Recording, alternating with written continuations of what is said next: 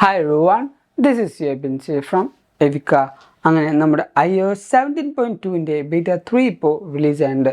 ഈ ഒരു അപ്ഡേഷൻ വന്നിരിക്കുന്നത് ഏകദേശം 521.8 MB എൻ്റെ ഐഫോൺ 11 മിക്കവാറും ഒരു 700-800 MB ഈ ഒരു അപ്ഡേഷൻ 15 Pro Max വരെയുള്ള ഡിവൈസിൽ നമുക്ക് വരാനുള്ള ചാൻസ്. അതോടൊപ്പം തന്നെ ആപ്പിൾ iPadOS 17.2 ബീറ്റ 3 റിലീസ് ഉണ്ട്, WatchOS 10.2 ബീറ്റ 3 റിലീസ് ഉണ്ട്, tvOS and HomePodOS 17.2 beta 3 release ഉണ്ട്, visionOS ബീറ്റ 6 റിലീസ് ഉണ്ട്.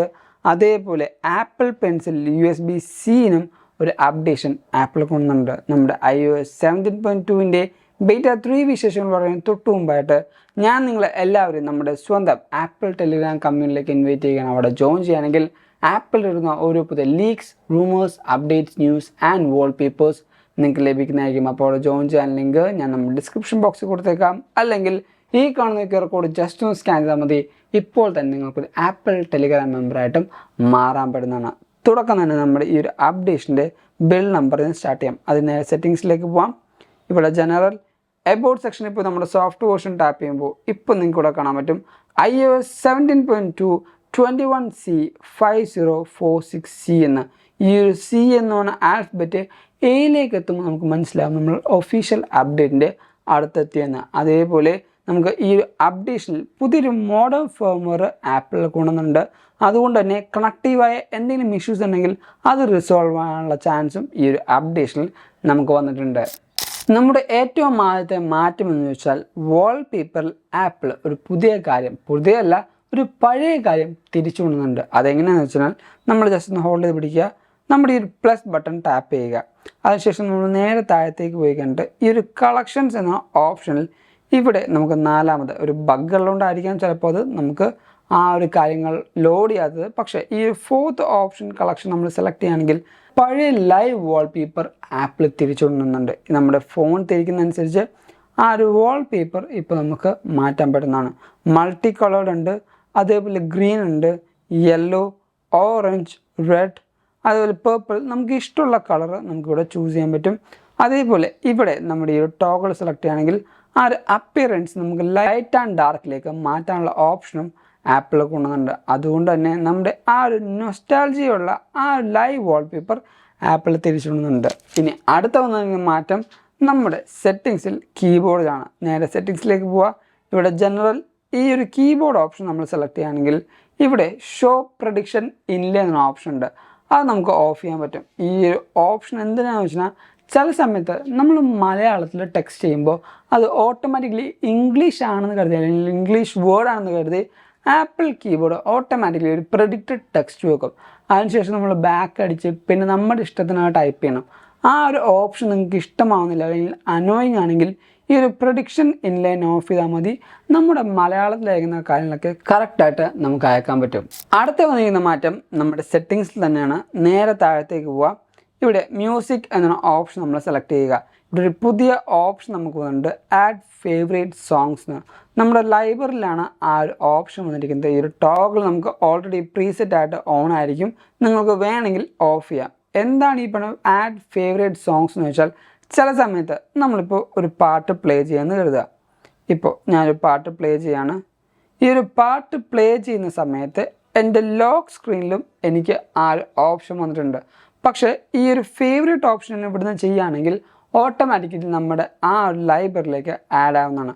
നമ്മൾ ചില സമയത്ത് റാൻഡം സോങ്സ് കേൾക്കാറുണ്ട്. ആ റാൻഡം സോങ്സ് നമുക്ക് ഇഷ്ടപ്പെടുമ്പോൾ എന്ത് ചെയ്യും, നമ്മൾ ഓട്ടോമാറ്റിക്കലി നമ്മൾ ഈ പറയുന്ന മ്യൂസിക് ആപ്ലിക്കേഷനിലേക്ക് ചെന്ന് ഈ ഒരു 3 ഡോട്ട്സിൽ ടാപ്പ് ചെയ്ത് ആഡ് ടു ലൈബ്രറി എന്ന ഓപ്ഷൻ കൊടുക്കണം.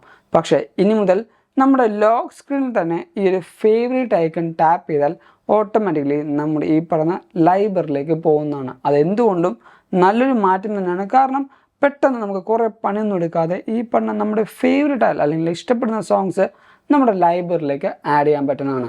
അടുത്ത വന്നിരിക്കുന്ന മാറ്റം നമ്മുടെ സഫാരിയിലാണ്. സഫാരിയിൽ വന്നിരിക്കുന്ന മാറ്റം എന്താണെന്ന് വെച്ചാൽ നേരെ നമ്മുടെ സഫാരിയിലേക്ക് പോകാം. ഹിസ്റ്ററിയിലാണ് നമുക്ക് പുതിയൊരു ഓപ്ഷൻ ആപ്പിൾ കൊണ്ടുവന്നിരിക്കുന്നത്. നമ്മുടെ ഒരു മെമ്മറി എന്ന് പറഞ്ഞ പോലെ ഈ ഒരു ഹിസ്റ്ററിയിൽ നമ്മൾ ക്ലിയർ എന്ന ഓപ്ഷൻ കൊടുത്താൽ നമ്മൾ ഏത് ടൈം ഫ്രെയിം ഹിസ്റ്ററിയാണ് നമുക്ക് ക്ലിയർ ചെയ്യേണ്ടതെന്ന് ഓട്ടോമാറ്റിക്കലി ആപ്പിൾ അത് സെറ്റ് ചെയ്ത് വെക്കും. ഇപ്പോൾ ഞാൻ ടുഡേ എന്ന ഓപ്ഷൻ കൊടുത്തു, അങ്ങനെ ഞാൻ ക്ലിയർ കൊടുത്തു. അതിനുശേഷം ഞാൻ പിന്നെയും ആ ഒരു ഹിസ്റ്ററി എടുക്കുകയാണ്. ക്ലിയർ ഓപ്ഷൻ നിൽക്കുകയാണെങ്കിൽ ലാസ്റ്റ് ഞാൻ എടുത്ത ആ ഒരു ഓപ്ഷൻ തന്നെ ആപ്പിൾ മെമ്മറൈസ് ചെയ്ത് വെക്കുന്നതാണ്. അടുത്ത വന്നിരുന്ന മാറ്റം നമ്മുടെ കുറച്ച് സ്പ്ലാഷ് സ്ക്രീൻസിലാണ്. ഇപ്പോൾ ഞാൻ ഫോട്ടോസ് എടുത്തപ്പോൾ ആദ്യം വന്നൊരു സ്പ്ലാഷ് സ്ക്രീനാണ് ഈ ഒരു പ്രോമിസിങ് അല്ലെങ്കിൽ പ്രൈവസി പ്രോംപ്റ്റ് എന്ന് പറയുന്നത്. ഇവിടെ ആപ്പിൾ മ്യൂസിക് നമ്മുടെ ഫോട്ടോസിൽ ആക്സസ് ചെയ്തോട്ടെ എന്നാണ് ചോദിക്കുന്നത്. കാരണം നമ്മുടെ ഈ പറഞ്ഞ ഫോട്ടോസ് ആപ്പിൽ നമുക്ക് മെമ്മറീസ് ക്രിയേറ്റ് ചെയ്യാറുണ്ട്. ഈ ഒരു മെമ്മറീസ് ക്രിയേറ്റ് ചെയ്യുമ്പോൾ ആപ്പിൾ മ്യൂസിക്കിന് അതിന് വേണ്ട ആക്യുറേറ്റ് ആയ സോങ്സ് ആക്സസ് ചെയ്യട്ടെ എന്ന് ചോദിച്ച് നമുക്കൊരു സ്പ്ലാഷ് സ്ക്രീൻ വന്നിട്ടുണ്ട്. അതേപോലെ ചില കൂട്ടുകാർക്ക് മ്യൂസിക് ആപ്ലിക്കേഷൻ എടുത്തപ്പോൾ ഒരു സ്പ്ലാഷ് സ്ക്രീൻ വരുന്നുണ്ട്. അതേപോലെ നമ്മുടെ ജേണൽ ആപ്പ് എടുത്തപ്പോഴും കുറച്ച് സ്പ്ലാഷ് സ്ക്രീൻസ് വരുന്നുണ്ട്. എനിക്ക് അൺഫോർച്ചുനേറ്റ്ലി ആ ഒരു സ്പ്ലാഷ് സ്ക്രീൻസ് ഒന്നും വന്നിട്ടില്ല. നിങ്ങൾക്ക് ആ ഒരു സ്പ്ലാഷ് സ്ക്രീൻസ് വന്നിട്ടുണ്ടെങ്കിൽ നമ്മുടെ വീഡിയോയുടെ തൊട്ട് താഴത്ത് കമൻറ്റ് ചെയ്യേണ്ടതാണ്. ഇനി ഈ ഒരു അപ്ഡേഷൻ്റെ ബഗ്ഗുകളെ പറ്റി നമുക്ക് ചോദിക്കാം. ബഗ്ഗുകൾ നോക്കുകയാണെങ്കിൽ നേരെ നമ്മുടെ ഫീഡ്ബാക്ക് ആപ്പിലേക്ക് പോകാം. റീസെൻ്റ് ആക്ടിവിറ്റി സെലക്ട് ചെയ്ത് നമ്മുടെ iOS ആൻഡ് iPadOS 17.2ൻ്റെ ബീറ്റ 3 നമുക്ക് നോക്കാം. ഇവിടെ തുടക്കം തന്നെ നോൺ ഇഷ്യൂസ് ആപ്പിൽ കൊടുത്തിട്ടുണ്ട്. എയർ ഡ്രോപ്പിൽ ഈ ഒരു എയർ ഡ്രോപ്പ് യൂസ് ചെയ്ത് നമ്മൾ നെയിം ഡ്രോപ്പോ അല്ലെങ്കിൽ എന്തെങ്കിലും എയർ ഡ്രോപ്പ് യൂസ് ചെയ്യണമെങ്കിൽ അത് ഫെയിലായി പോകാനുള്ള പ്രശ്നം നമുക്കിവിടെ കറക്റ്റായിട്ട് കാണിച്ചിട്ടുണ്ട്. നമ്മുടെ iOS 17 ആയാലും 17.1 ഡിവൈസിലേക്കാണെങ്കിലും നമുക്കത് ഫെയിലായി പോകും. ഇപ്പോൾ കുറേയധികം കൂട്ടർക്കുള്ളൊരു ഇഷ്യൂ ആണ്. നമ്മൾ നെയിം ഡ്രോപ്പ് ചെയ്തിട്ട് നമ്മൾ സെൻഡ് ചെയ്യുന്ന വ്യക്തിക്ക് നമ്മുടെ ഫോട്ടോസ് കാണാൻ പറ്റുന്നില്ല, പക്ഷേ റിസീവ് ചെയ്യുന്ന ആ ഒരു വ്യക്തിയുടെ ഫോട്ടോ നമുക്ക് കാണാൻ പറ്റും. മേ ബി ഈ ഒരു ബഗ് നേരത്തെ നമ്മുടെ iOS 17ലും 17.1ലും 17.1.1ലും ചിലപ്പോൾ നിലനിൽക്കുന്നുണ്ടാവാം. അതുകൊണ്ടായിരിക്കാം ഈ പറഞ്ഞ ഇഷ്യൂസ് നമുക്ക് ഫീൽ ചെയ്യുന്നത്. ഇത് എല്ലാവരുടെയും ഫോണിൽ വരണമെന്ന് ഒരു നിർബന്ധമില്ല. ചില ഡിവൈസുകൾ മാത്രമായിരിക്കും ഈ ഒരു ബഗ് നമുക്ക് വരുന്നത്. അതുപോലെ ആപ്പിൾ മ്യൂസിക്കിൽ നോൺ ഇഷ്യൂസ് വരുന്നുണ്ട്. AV കിറ്റിൽ നമുക്ക് റിസോൾവ് ഇഷ്യൂസ് വന്നിട്ടുണ്ട്. ക്യാമറയിൽ പുതിയ ഫീച്ചേഴ്സ് നമുക്ക് വന്നിട്ടുണ്ട്. ഈ ഒരു ഫീച്ചേഴ്സ് എന്താണെന്ന് വെച്ചാൽ നമ്മൾ iOS 17.2ൻ്റെ ബീറ്റ 2ൽ നമ്മൾ കറക്റ്റായിട്ട് പറഞ്ഞിട്ടുണ്ട്. വീഡിയോ കണ്ടില്ലെങ്കിൽ ആ ഒരു വീഡിയോ കാണുക. നമ്മുടെ സ്പേഷ്യൽ വീഡിയോ ഈ പറഞ്ഞ വിഷൻ പ്രോവിന് വേണ്ടിയുള്ള സ്പേഷ്യൽ വീഡിയോയുടെ കുറച്ചധികം ക്യാപ്ചറിങ് കാരണമാണ് ഈ ഒരു അപ്ഡേഷനിൽ നമുക്ക് വന്നിരിക്കുന്നത്. അതേപോലെ നമ്മുടെ iMessageൻ്റെ കോൺടാക്ട് കീ വെരിഫിക്കേഷൻ്റെ ഓപ്ഷൻസ് വന്നിട്ടുണ്ട്. കുറച്ചധികം ബഗ്ഗുകളും അതേപോലെ റിസോൾവ്ഡ് ഇഷ്യൂസും നമ്മുടെ കാണിച്ചിട്ടുണ്ട്. ഇനി ഈ ഒരു ലിസ്റ്റിൽ കാണിക്കാത്ത എന്തെങ്കിലും ഒരു ബഗ്ഗോ കാര്യങ്ങളോ നിങ്ങളുടെ ഡിവൈസിൽ ഫീൽ ചെയ്യുന്നുണ്ടെങ്കിൽ ഈ ഒരു ഫീഡ്ബാക്ക് ആപ്പിൽ നമുക്ക് ആപ്പിളിന് മെസ്സേജ് ചെയ്യാൻ പറ്റുന്നതാണ്. മെസ്സേജ് ചെയ്യുമ്പോൾ നമ്മുടെ ഇഷ്യൂസ് ഏതാണ്, അതേപോലെ നമ്മുടെ ഡിവൈസ് ഏതാണ്, ഏത് പ്ലാറ്റ്ഫോമിലാണ് ഓടുന്നത് അല്ലെങ്കിൽ ഏത് പ്ലാറ്റ്ഫോമാണ് റൺ ചെയ്യുന്നത് നിങ്ങൾക്ക് കറക്റ്റായിട്ട് ഇവിടെ സെലക്ട് ചെയ്യാൻ പറ്റും. അതിനുശേഷം ഏതെങ്കിലും ഒരു സ്ക്രീൻഷോട്ടോ അല്ലെങ്കിൽ സ്ക്രീൻ റെക്കോർഡോ നമുക്ക് സബ്മിറ്റ് ചെയ്ത് നമുക്ക് ആ ഇഷ്യൂസ് ആപ്പിളിന് ഫീഡ്ബാക്ക് ചെയ്ത് അറിയിക്കാൻ പറ്റുന്നതാണ്. അപ്പോൾ നിങ്ങളുടെ ഡിവൈസിൽ അങ്ങനെ എന്തെങ്കിലും ഇഷ്യൂസ് ഇതിൽ കാണിക്കാത്ത ഇഷ്യൂസ് ഉണ്ടെങ്കിൽ എന്തായാലും ആപ്പിളിനെ അറിയിക്കേണ്ടതാണ്. ഇനി പെർഫോമൻസിൻ്റെ കാര്യം പറയുകയാണെങ്കിൽ എനിക്ക് ഈ ഒരു അപ്ഡേറ്റിന് ശേഷം ഡീസൻ്റ് ആയ ഒരു പെർഫോമൻസ് ഉണ്ട്. അത്രയും വലിയ ബൂമായിട്ടൊരു പെർഫോമൻസ് അല്ല, പക്ഷേ ഒരു തെറ്റും പറ്റാത്ത അല്ലെങ്കിൽ തെറ്റ് പറയാൻ പറ്റാത്ത ഒരു ഡീസൻ്റ് ആയ പെർഫോമൻസ് എനിക്ക് ഈ ഒരു ഡിവൈസിൽ നിന്ന് ലഭിക്കുന്നുണ്ട്. ഗീക്ക് ബെഞ്ച് സ്കോർ റിസൾട്ട് നോക്കുകയാണെങ്കിൽ ഇപ്പോൾ നമുക്ക് ജസ്റ്റ് നമ്മുടെ ഗീക്ക് ബെഞ്ച് സ്കോർ റിസൾട്ട് നോക്കാം. സിംഗിൾ കോറിൽ വരുന്നത് 1725ഉം മൾട്ടി കോറിൽ വരുന്നത് 3436ഉമാണ്. അത്യാവശ്യം ഡീസൻ്റ് ആയ ഒരു പെർഫോമൻസ് തന്നെയാണ് നമ്മുടെ iOS 17.2ൻ്റെ ബീറ്റ 3ൽ നമുക്ക് ലഭിക്കുന്നത്. ഇനി നമ്മുടെ ഈ പറഞ്ഞ ബാറ്ററി ഹെൽത്തിൻ്റെ കാര്യം നോക്കുകയാണെങ്കിൽ ഞാൻ എല്ലായ്പ്പോഴും എൻ്റെ കൂട്ടുകാരോട് പറയുന്ന കാര്യമാണ്, ഓരോ അപ്ഡേഷന് ശേഷം അപ്പോൾ തന്നെ ബാറ്ററി ഹെൽത്ത് നമുക്ക് പറയാൻ പറ്റില്ല. പക്ഷേ നേരത്തെ ഉണ്ടായ iOS 17.2ൻ്റെ ബീറ്റ 2ൽ എങ്ങനെയുണ്ടായിരുന്ന ബാറ്ററി പെർഫോമൻസ് എന്ന് വെച്ചാൽ സത്യം പറയാം എനിക്ക് നല്ല ലാഗാണ് അല്ലെങ്കിൽ നല്ല ഈ പറഞ്ഞ ഡ്രെയിനേജ് ഈ ഒരു ബാറ്ററിയിൽ എനിക്ക് ലഭിച്ചതാണ്. പക്ഷേ ഹോപ്പ്ഫുള്ളി ഈ പറഞ്ഞ അപ്ഡേഷന് ശേഷം എനിക്ക് വലിയ ബഗ്ഗോ അല്ലെങ്കിൽ ബാറ്ററിയുടെ ഡ്രെയിനേജോ വരില്ല എന്നാണ് ഞാൻ വിശ്വസിക്കുന്നത്.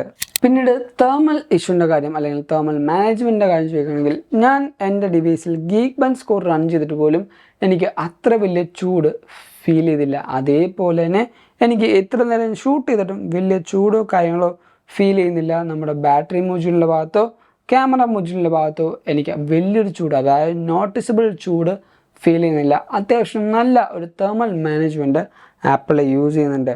ഇനി നമ്മുടെ iOS 17.2ൻ്റെ ബീറ്റ 4 എന്ന് റിലീസ് ആവുമെന്ന് വെച്ചാൽ ആപ്പിൾ കറക്റ്റായിട്ട് ഇപ്പോൾ ഒരു വീക്ക്ലി സൈക്കിളിലാണ് പോകുന്നത്.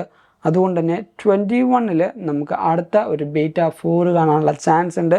പക്ഷേ ആപ്പിളാണ് എപ്പോൾ വേണമെങ്കിലും ഈ പറഞ്ഞ ബീറ്റ സൈക്കിൾ ആപ്പിളിന് ബ്രേക്ക് ചെയ്യാൻ പറ്റും.